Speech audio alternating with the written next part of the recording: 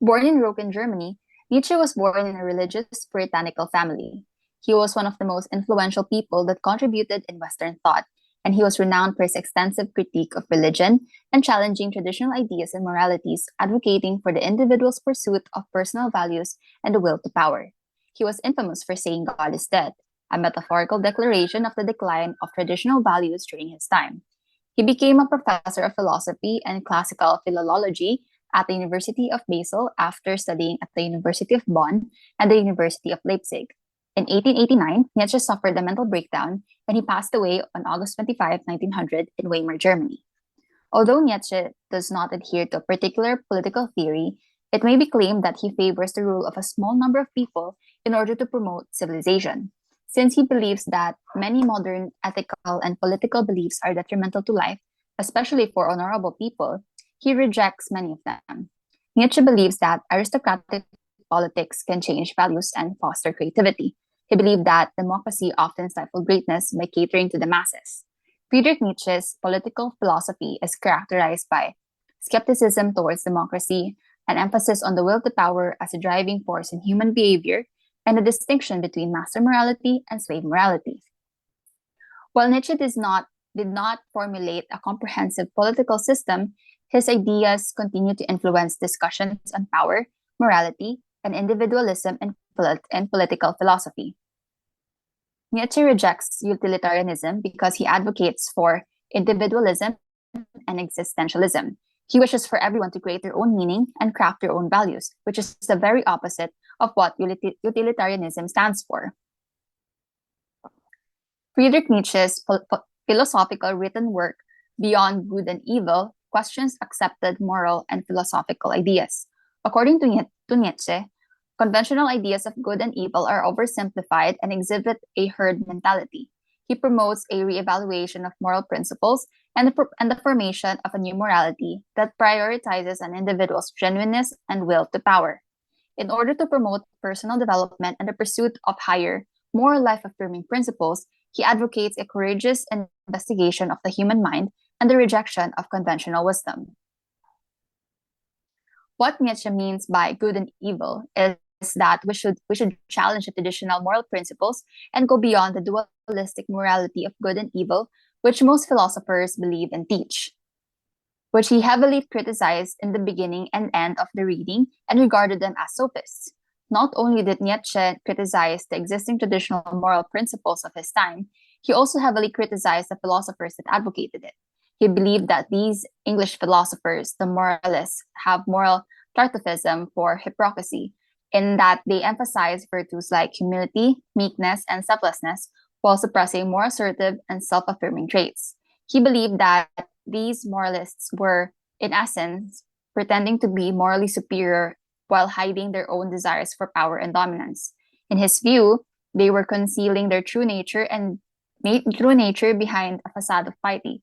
They are, in his own words, unassuming and fundamental mediocre species of men. Nietzsche explores power and morality, emphasizing the noble's role in defining values without needing approval, or such as self-glorification. Nietzsche expressed his disagreement with the morality that English philosophers, from Jeremy Bentham to John Stuart Mill, advocate, and he believed that this morality, the English morality, is supported by those who support the general utility or happiness of the greatest. He advocates an individualistic, holistic approach, challenging societal norms, and criticizes English morality rooted in utilitarianism in that fairness is different for everyone. Nietzsche wrote how English morality is supported by those who support the general utility or happiness of the greatest. He was openly critical of utilitarianism as he believed that what is fair to one may not be fair to others, under the context of different needs of the nobles and the common people. This, for Nietzsche, clashed with his idea of individualism because utilitarianism generalizes morality for everyone. He noted how there is a distinction of rank between man and man, and therefore between morality and morality. Because of such ranking during Nietzsche's time, there was the upper class and the lower class. The existence of this ranking is fueled by the existing belief of the aristocratic society that believes in the differences of worth among humans, which required slavery in some form or another to occur. For Nietzsche, the ranking system observed in society is the inevitable result of every individual's desire to elevate themselves, which for him is an ideal society. The will to power, described by Nietzsche, is a fundamental need for self affirmation and the achievement of one's potential. It includes a desire to establish oneself, pursue one's goals, and experience personal flourishing rather than being merely about power in the sense of dominating over others. It can take many different forms, such as the need for approval and societal prestige. Nietzsche believes that life is essentially appropriation, injury, conquest of the strange and the weak, suppression, severity, and at the least, to put it mildly, exploitation. This belief stems from his overarching concept of the will to power. He posited that all living beings, including humans, are driven by an innate desire to assert themselves, maximize their strength, and achieve their goals. This drive leads to competition for resources and at times the exploitation of others. That this struggle for power often establishes hierarchies, where those with the will to power rise to dominant positions while others may be subjugated. He further explored how these dynamics gave rise to contrasting moralities such as master morality and slave morality. Ultimately, Nietzsche saw the appropriation and exploitation inherent in life such as driving force, with both constructive and destructive potential, shaping individual and societal development. In relation to the observance of ranking in society, Nietzsche has identified two kinds of moralists: master morality and slave morality. In master morality, regardless of his values and virtues. However, in slave morality, the qualities that the noble believes are good are considered bad by those oppressed by it. In slave morality,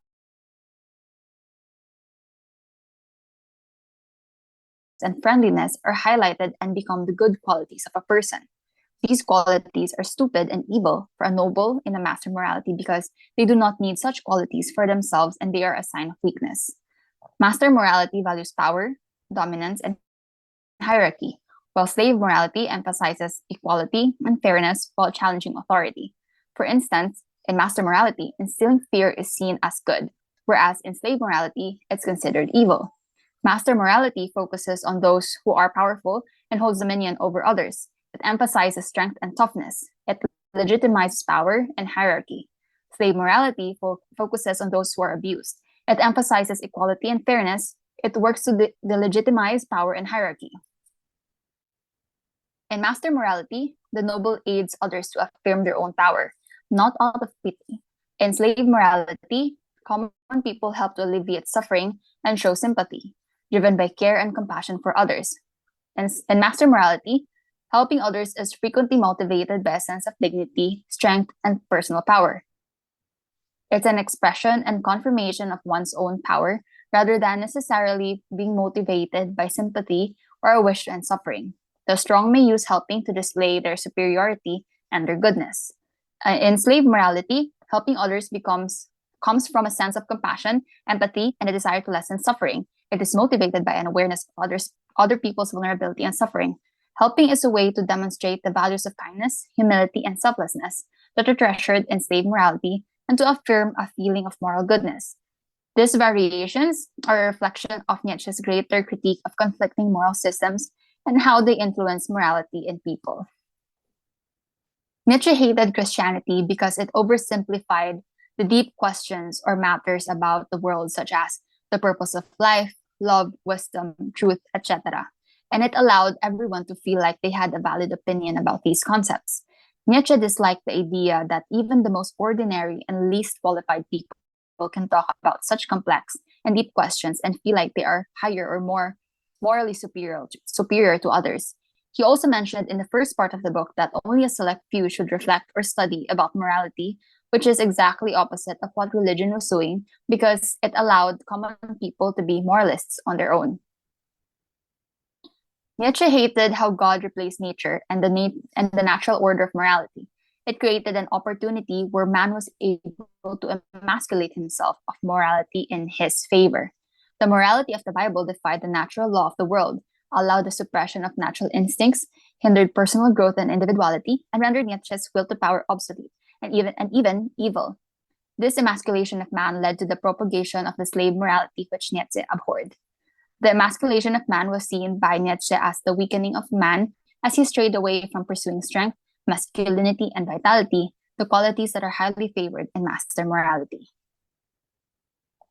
Nietzsche's notion of moral castration suggests that conventional moral systems suppress individual vitality and autonomy.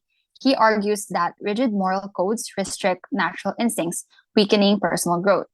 Nietzsche coined the term moral castration in order to describe a man that has undermined or has denied the most fundamental aspect of morality that allows him to elevate himself in terms of strength, natural instincts, and vitality. Nietzsche compares this form of a man to a eunuch who has been castrated, stripped of his manhood, a part of his identity, and the thing that makes him a man. For a person to be morally castrated, what makes him a human is stripped off of him, and he becomes less of a man, a weakling.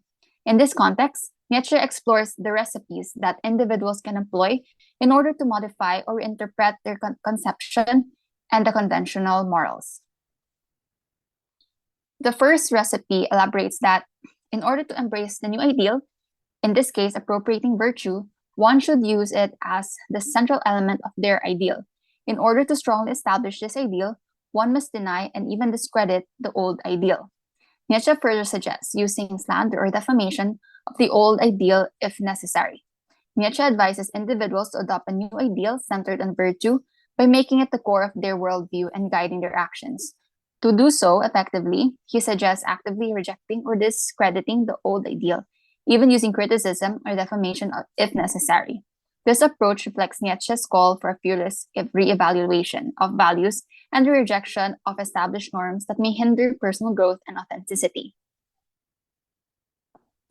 The second recipe, Nietzsche suggests that individuals and groups can use their own ideals, principles, and qualities as the universal norm or standard with which everything is judged.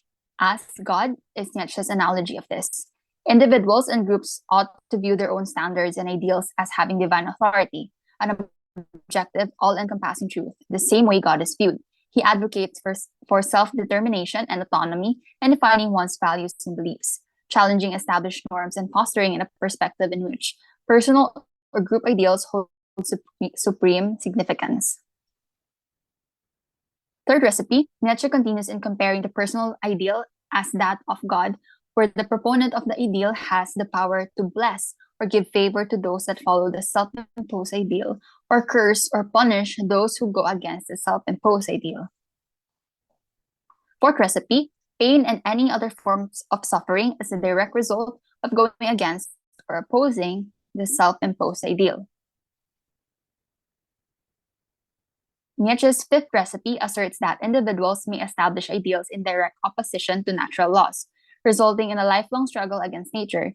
He sees this struggle as a form of martyrdom, leading to contempt for one's values and a disdain for all things natural. Nietzsche believes that individuals who create ideals that inherently defy or oppose the laws of nature. It further says that practicing their own values will inadvertently lead to a life where they will continuously oppose nature, but this is some sort of martyrdom. This continuous struggle against nature ultimately leads to contempt both towards one's attitude and towards all natural things. In his sixth recipe, Nietzsche makes comparisons between human desires and Christian values. In Christianity, the triumph of God and his kingdom is compared against the victory of the individual and are frequently regarded anti-natural, fundamentally pure, and sinless goals. This comparison emphasizes Nietzsche's complex exploration of how people may adopt and champion their own values and ideals, often in opposition to conventional norms, ultimately elevating themselves to a godlike status within their own moral framework.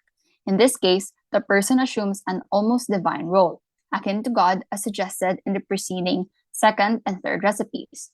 Nietzsche's encouragement for people to construct and reconstruct their own real values, even if they are viewed as opposing conventional moral system, and his broader critique of established moral systems are reflected in it. To summarize, Nietzsche's Beyond Good and Evil criticizes accepted morality and challenges the binary differences between good and evil. It encourages a reevaluation of values by placing importance on an individual's will to power and the pursuit of their own unique identity, rather than on adhering to social norms. This has been the reading on Nietzsche's Beyond Good and Evil. Thank you for listening.